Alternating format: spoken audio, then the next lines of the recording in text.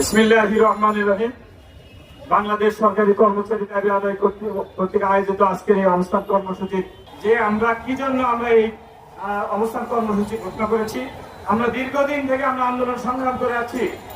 আমরা 2015 সালে যে পে স্কেল দেওয়া হয়েছিল সেই পে স্কেল ছিল বৈষম্যযুক্ত ভাড়া, এবং এখানে বৈষম্য আর বৈষম্য ছিল। কোথায় 8,250 টাকা আর কোথায় ছিল 86,000 টাকা। এটা কি কোনো মগের মূল্য নাকি?